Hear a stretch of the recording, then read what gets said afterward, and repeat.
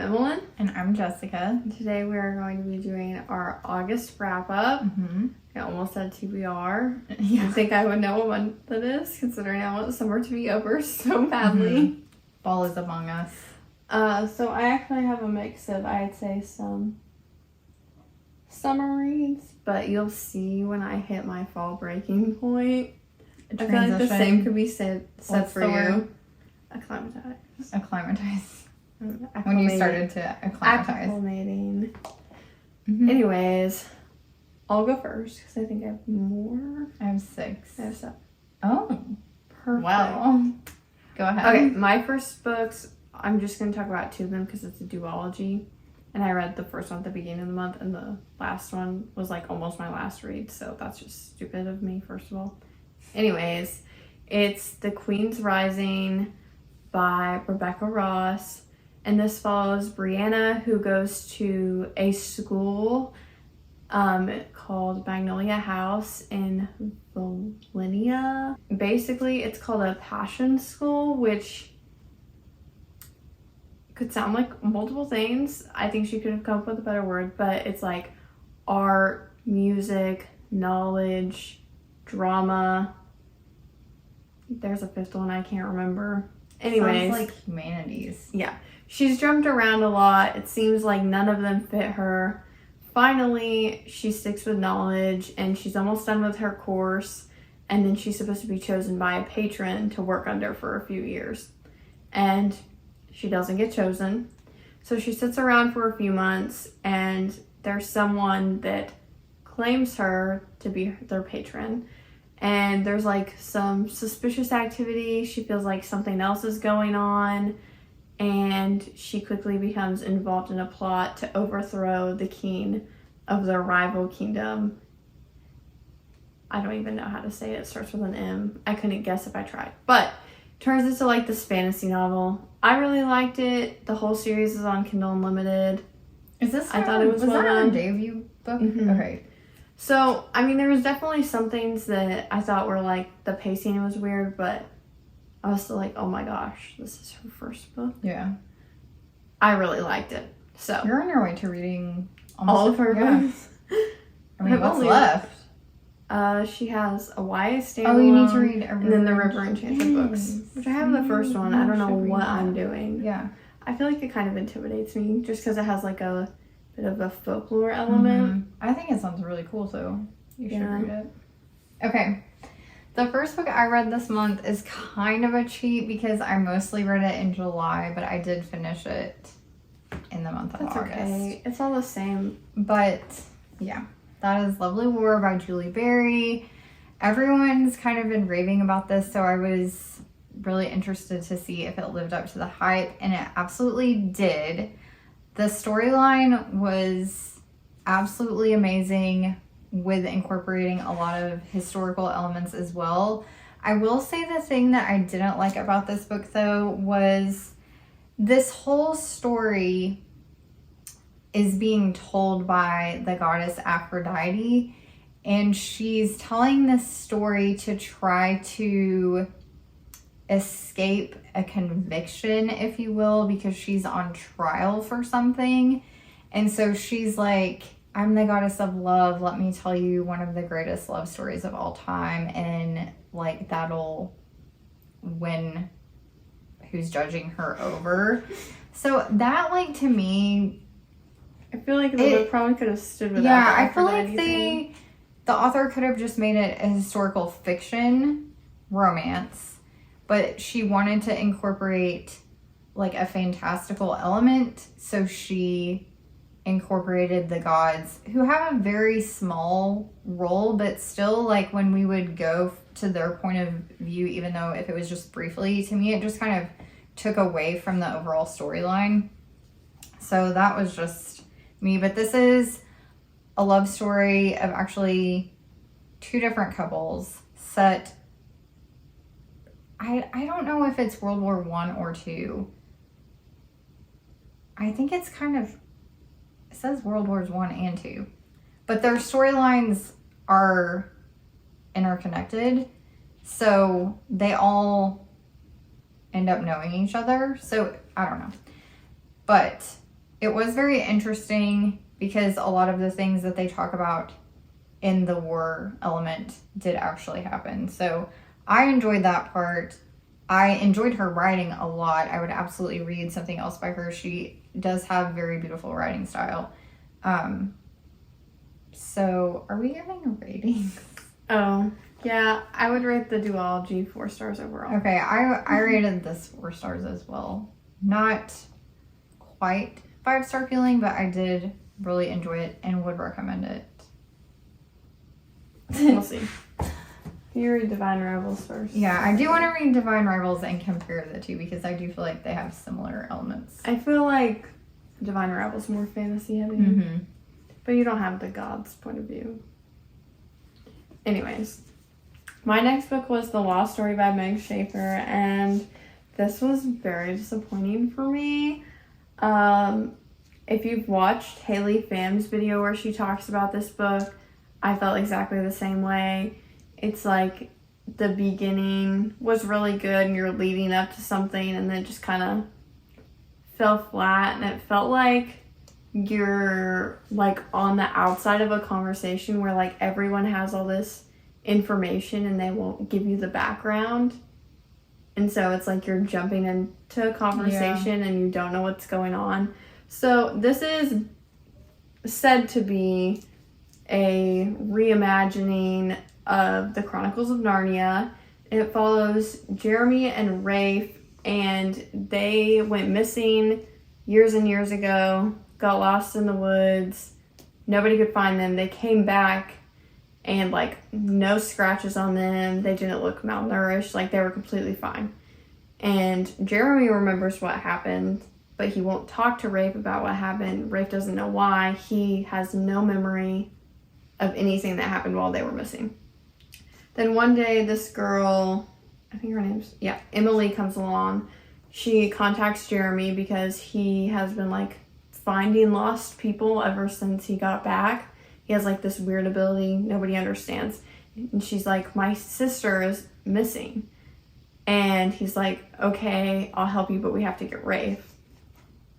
You'll realize and guess very quickly who her sister is, blah, blah. And then, they find this door in a tree. They go into this magical land. Like halfway through the novel, they get into the kingdom. And it wasn't like childish in the way that was like whimsical or fun. It was childish as in like kind of uninteresting. I don't know. It was just very odd because it's like as soon as they get there, this is a minor spoiler, Rafe like suddenly remembers everything. And so he's like talking about all these things he did, and you're like, I don't know what you're talking about. You're just talking more about the last time you were here than the time we're here right now. And like from then on, it just went by really fast. And just trying to live up to something like Narnia in a 300-page book, it's just not going to happen. We should have just jumped right into the story, or like 50 pages in, got into the world. But like halfway through, I mean, she's ambitious, all good for that. But The Wishing Game was definitely better, in my opinion. I feel like if you're going to take something like Narnia that's so beloved and cherished and going to reimagine it, I feel like you either need to just let it, I don't know, like you either need to go one extreme or another. Yeah, I don't know. I felt like it could have stood alone almost if she hadn't compared it to Narnia. Like, because really the only element was like, there's portal. These two worlds, you go through a door. That's pretty much all I got from it that was Narnia. Like, publicity-wise, they end up running it for Arthur just because they compare it to other books. Yeah, but this says inspired by the Chronicles of Narnia. I know, but like, did she want to say that, or did the publishing company? I could see some things. The best part was there's this like narrator character, and all the chapters are called Storyteller Corner. And that was my favorite part because they're like describing what's happening, and it's very sarcastic. I almost wish everything was from that point of view. Like, someone was just telling this story. That would have made it more fairy tale to me anyways. But probably like a, I don't know, like a 2.5, 3 star. Oh no. The writing was good. I'll give her that. Okay, next I read The Unmaking of June Pharoh. And I loved this book so much. I've been saving it until we moved to North Carolina. And I was like, okay, it's summer. We're in North Carolina. Here's my chance. And I just loved it so much. So I have a bookmark in there. This follows our main character, June. Obviously, she is working on her family's generational flower farm. And she lives with her grandmother, and it's kind of like a known fact in the small town that the Pharoh women have a generational curse of going insane.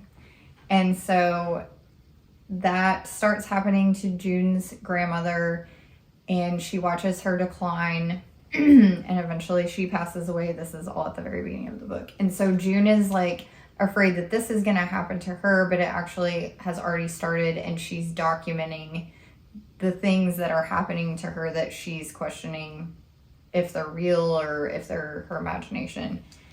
And so she's seeing and hearing things, wondering when her decline is coming, basically. And so she kind of she comes to a point where she's like, I'm going to figure this out. Like, why does this keep happening to the Pharoh women? And so she starts investigating, and then all of a sudden, something happens. And we have a time travel element that takes place.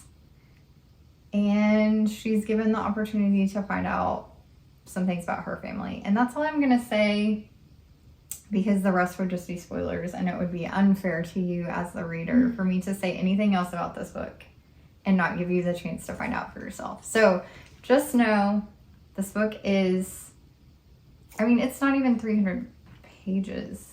Oh, it is. Barely.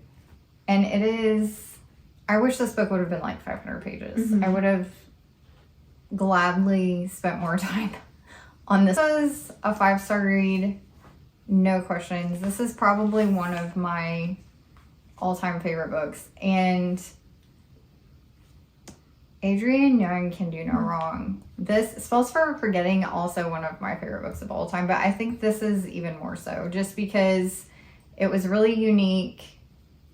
I didn't think I would like the time travel element, but it actually made the story. So if you are hesitant to read books that have time travel because that's not really your thing, this is different and it's better. And give it a chance. My next book was A Novel Love Story by Ashley Poston. This was my first Ashley Poston book, and I knew going in it was the most controversial. But you were stuck with that cover. Yes, the cover really got me. I love the colors.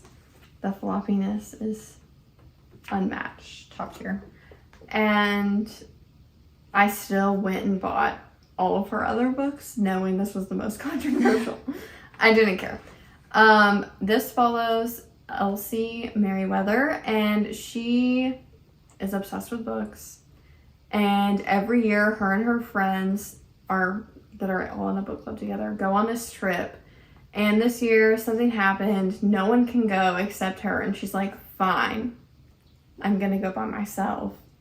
And her car breaks down, which is how every good story starts, aka When in Rome.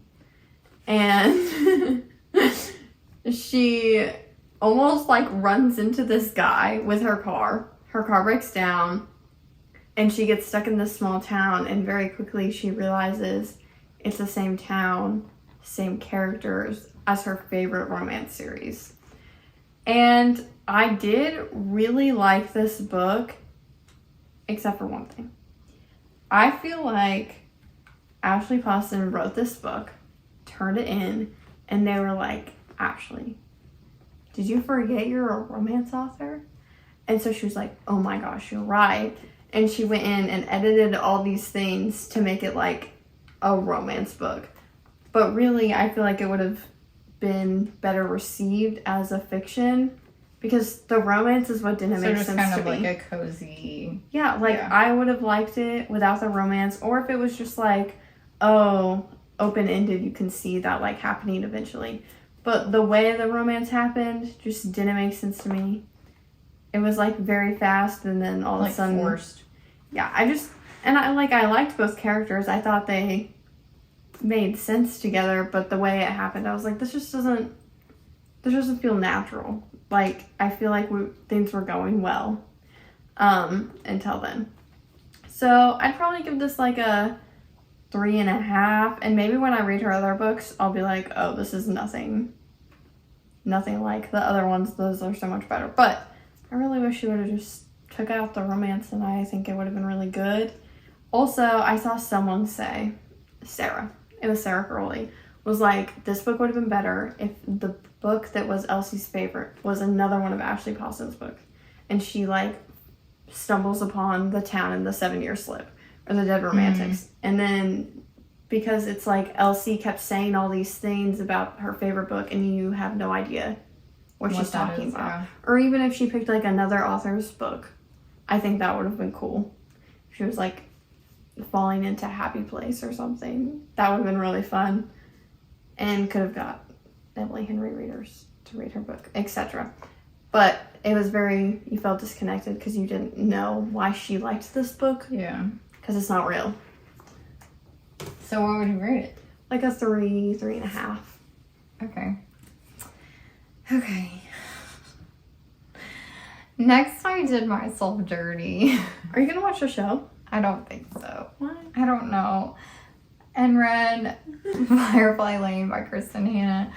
I have only read one other book by Kristen Hanna, and that was Four Winds. And I knew, because of that book and how much it wrecked me, that this would probably do the same thing. But I had hopes because it was about female friendship, so I thought, which it is. But this is the story of a girl named Kate and a girl named Tully, and their childhood friendship starting in the 70s all the way to the present day. And so we literally follow them from the time they met and became friends all the way through high school, their college years, going into adulthood, starting a family, all of those things. And I did like that this book was in chronological order. There wasn't any jumping around from like present day to past. It stayed from the 70s, went to the 80s, 90s, etc. And so it was easy to follow in that sense. So Kate is like kind of a stereotypical kid, a little bit nerdy, comes from a stable family. Her mom and dad are still married. She has one brother.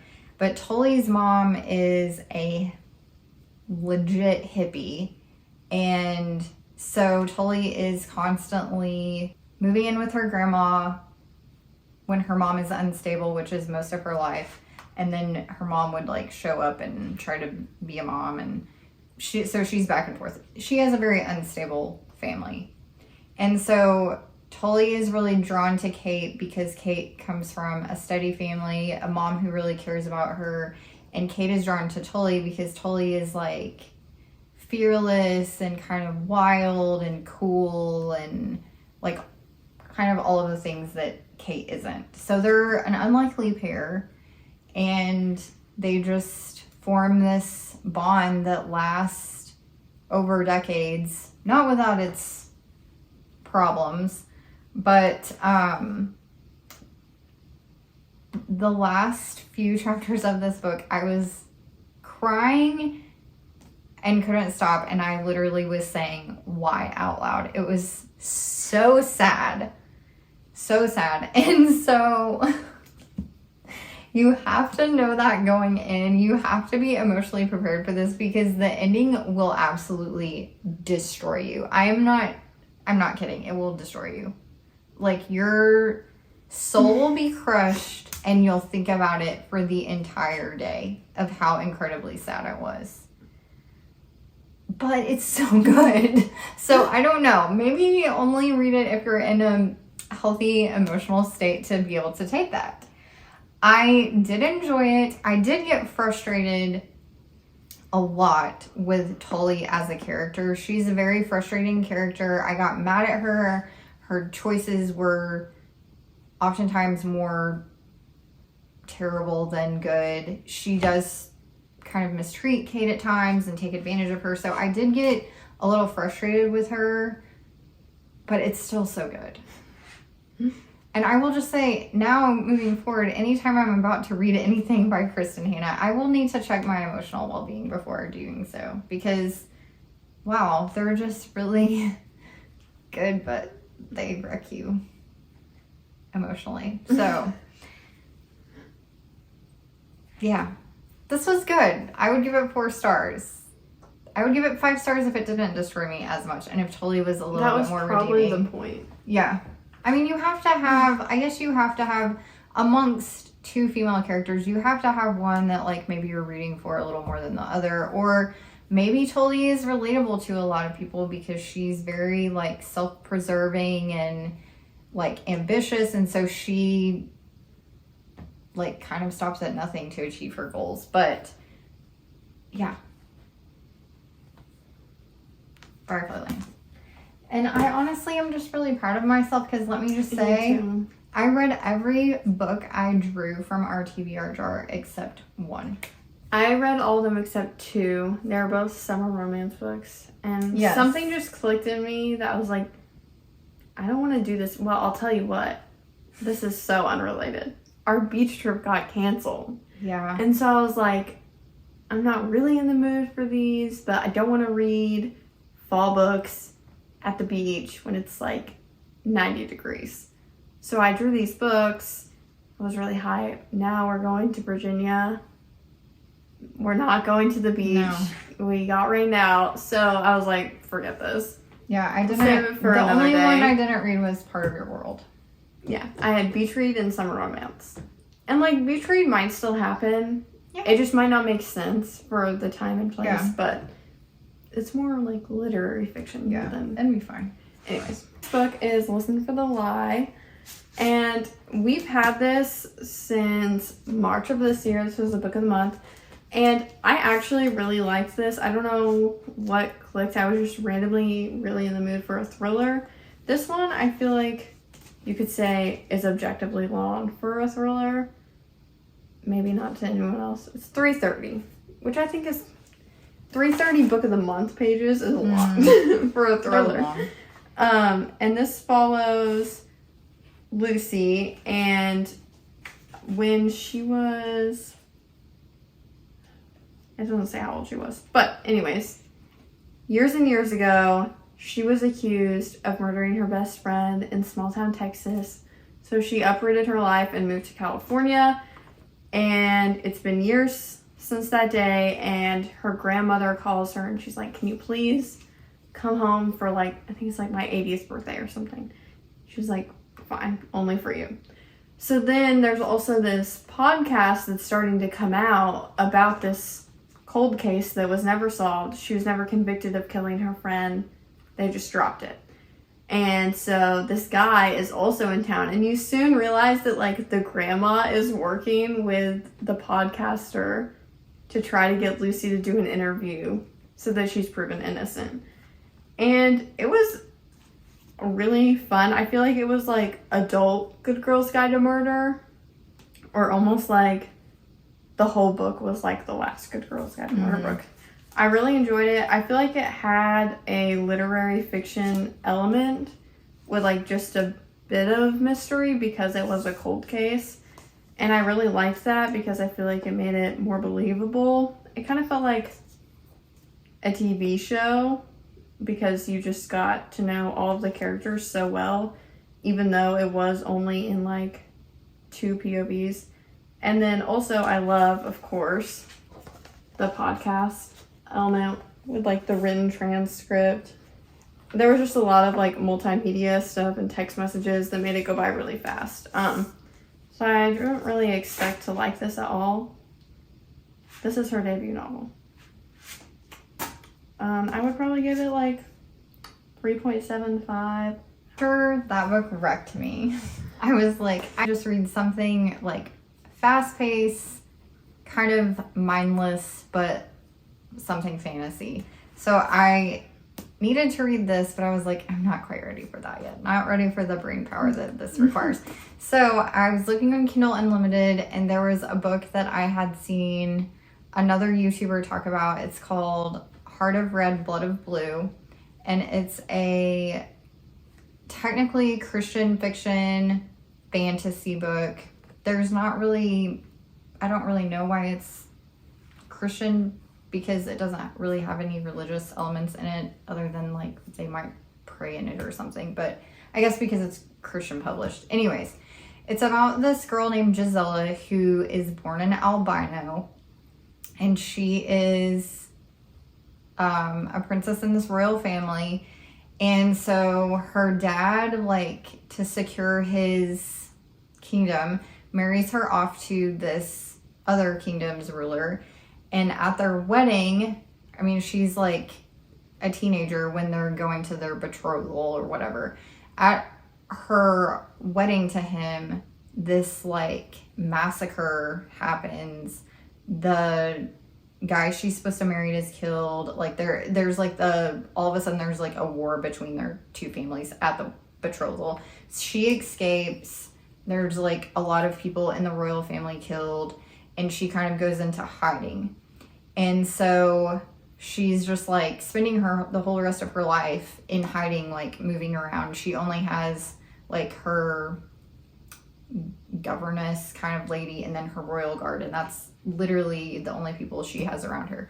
And then one day she's called back home to her kingdom by her father, and she gets there, and yet again her dad has married her off to another ruler of a kingdom, and she doesn't want to marry him because he's awful. And so she flees in the middle of the night and goes on the run, and all the while in the past, what has been happening is slowly her whole entire family, anyone who's in the line of succession, is being killed off by this man they think is hunting her family, named like Bloodless Kristoff or something like that. So she starts running. She thinks he's after her too because she's the next in line for the throne. She goes into hiding. All of these things start coming to light about her own family that makes her question her dad and how he has been reigning his kingdom, etc. It's really fast paced. It was really good. Like, I would have, again, read 100, 200 more pages of this book. If there was a second one, I would have already read it by now. I really, really liked it. And what's really cool, I didn't know this until after I finished the book, the author wrote an entire soundtrack for this book. Like, she composed an entire soundtrack for this book.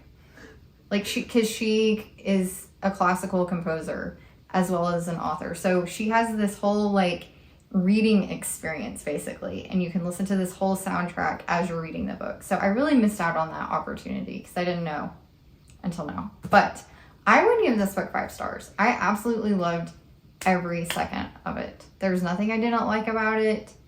Again, I would read a second or third or fourth book if it was set in this same world. So you should read it. You should read it. It's on Kindle Unlimited, so it's free if you have Kindle Unlimited. Free of charge with subscription. Okay, my next book is For the Dark Stand Still, which, as everyone knows by now, was our impulse buy. And this follows Liska, and she has been raised her whole life to think magic is like a monstrous thing. She, of course, has magic. She's been like, her parents have like tried to get her exorcised. They just keep telling her like, she's basically going to destroy them. And so she learns about this flower that's hidden in the woods that grants you any one wish, but it can be at a deadly cost. And so she's like, okay, I'll try to get this flower, I'll banish all my magic, and it'll be fine. And she stumbles upon this little antler boy whose name is, well, he's called a Leslie. Sure.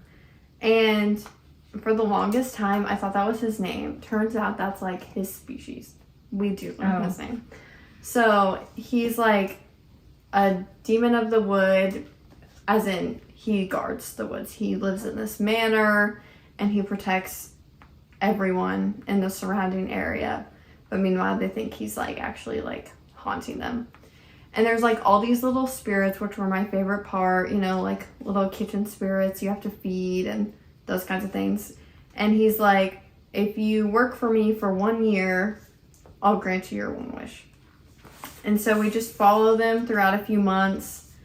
Of course, like some attacks happen and she just eventually learns to control her magic and is like retrained that she's not a horrible person for the way she was born. And I really liked it. I liked all the folklore elements. I honestly wish it was maybe even a little longer, just so that some of the folklore elements could have been flushed out.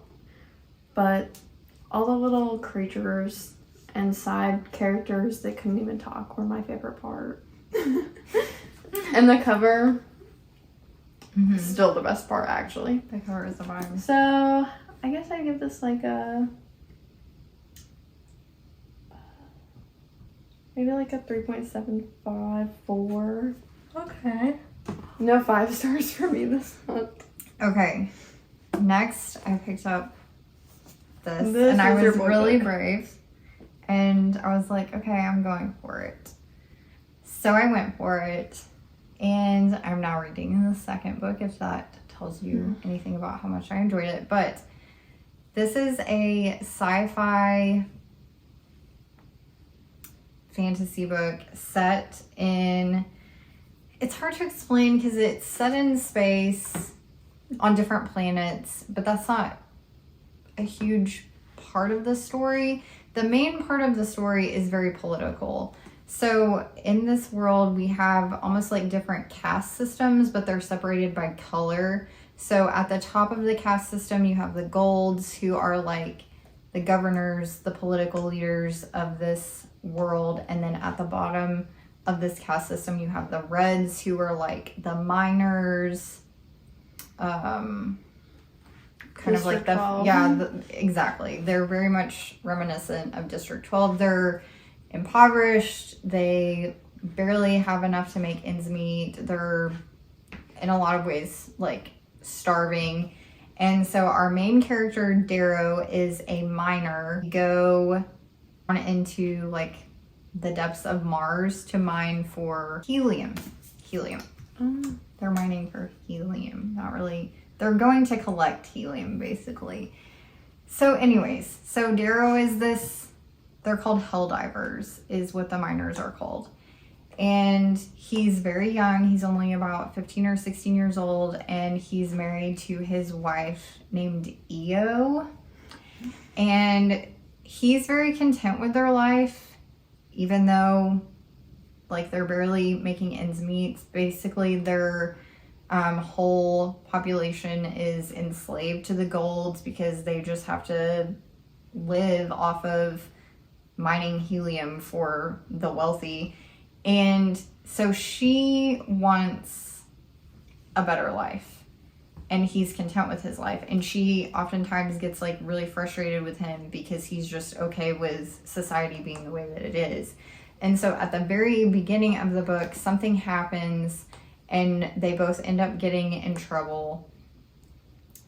They have the opportunity to just be like, we're sorry, get their lashings and move on. But she decides to use it as an opportunity to rebel against the society. And her rebellion is not only against this society, but it's to entice him into also rebelling. So she's like willing to sacrifice herself and her life to like make him get revenge, basically. And she does. And so you think the book is going one way, you think he's unalive, and then something happens and he's not, and then he ends up in the middle of this Hunger Games-esque battle that lasts months, maybe even close to a year. And so they're divided into different houses instead of districts.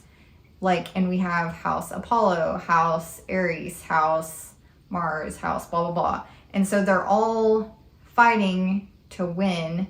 They're not supposed to kill each other, but it's kind of like to see how they would act in a warlike strategy. And so one of them can win, and whoever wins gets the opportunity to be like the top recruit for the different houses. And if you're the top recruit, then you can be given like command of fleet of ships or different things like that. And so he's hoping to win so he can then use that to his advantage to get revenge. And it's wild. And it is brutal and violent and gory, but it's really good. The fact that you're reading these two simultaneously is hilarious to me. I love this. It was a little slow at times, but I mostly loved it. And I would give it 4 stars, and it kind of like rekindled my love for fantasy. So, yeah. Okay, my last book is The Grandest Game by Jennifer Lynn Barnes. I was very hesitant to read this because I did not like Brothers Hawthorne at all. At all. I thought it was a cash grab. I didn't understand why it was the longest book. We have a trilogy, and this standalone, like, epilogue was, like, the longest book, had 2 timelines. It didn't make sense to me.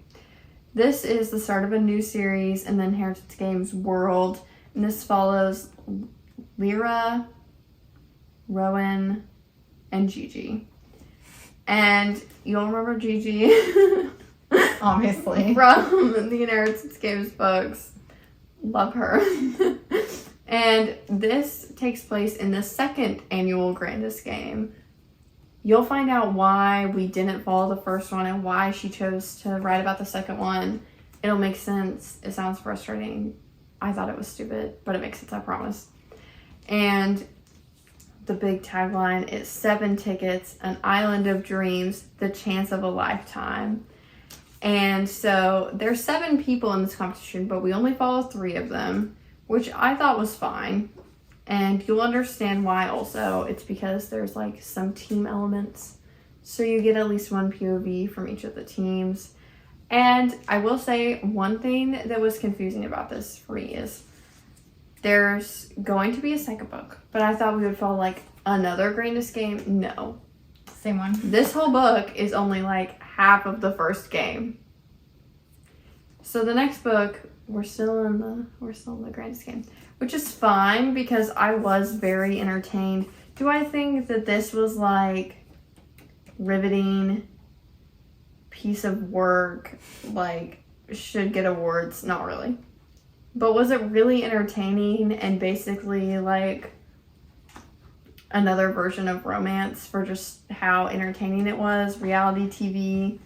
Yes. If you're stuck or in a reading slump, I would read this because, again, 3 POVs goes by really fast. Yeah. They're like timed, so it almost makes you like psychologically feel like you are timed because you just want to know what's going to happen, because everyone is like under pressure in every single chapter. And the chapters, some of them are only like 2 pages, so that makes it go by really fast too. But I feel like she learned her lesson from Brothers Hawthorne because I just really don't like it. So I'd say I give this 4 stars based on reading enjoyment. I'm not a literary critic. I'm here to tell you how something made me feel. That's fair. Okay.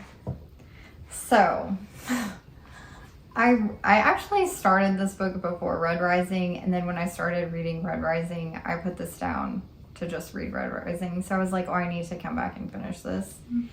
And that was kind of a mistake on my part to go from such like a high stakes,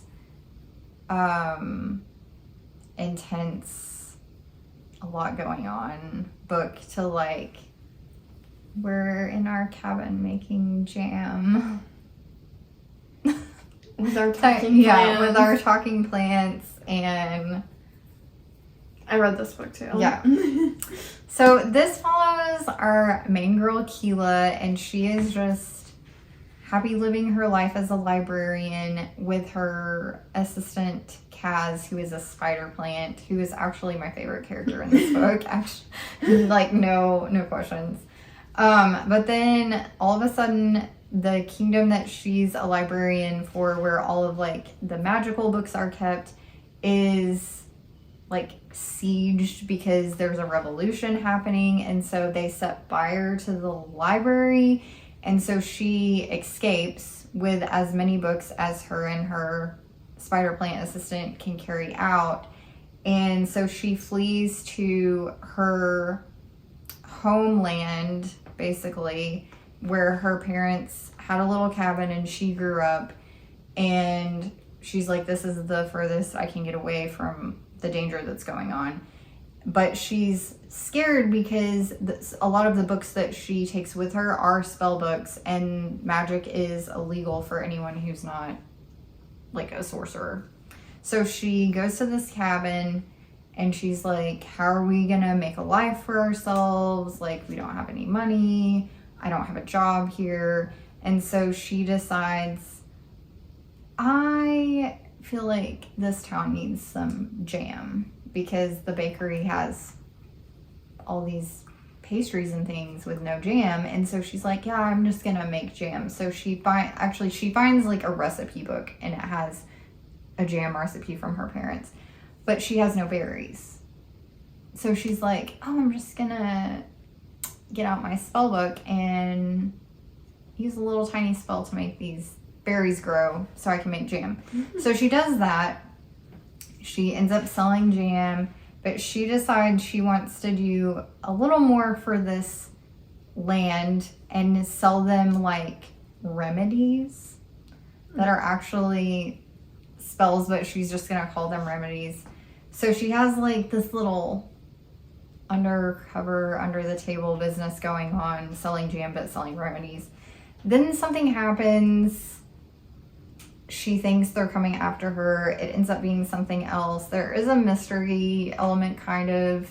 Are little bits of fantasy sprinkled in, only in the essence of there's like mermaids, horses. Like, the people that live in this town are different kind of fantastical creatures. Like, there's a centaur. The main character has blue skin and blue hair, so I don't know what that's about. But she's an avatar. I don't know. That's a witch. Yeah. That's weird. But it's cute. It's cozy. It's okay. I would say it's a 3-star read. Nothing wrong with it, but like nothing super right with it either. Brutal. Anyways, that's all we have. The 13 books we read this month. Wow. Let's go. Know what your favorite read of the month of August was. Let us know what you're excited to read in September. I have a lot of things I'm excited to read, but that's for another video. And we will also, I don't know if this one is going up first or what, but we have a reading vlog with a couple of these books, so be sure to check that out. For more thoughts. Yeah, for more thoughts, for first-hand reactions. And we'll see you in our next video.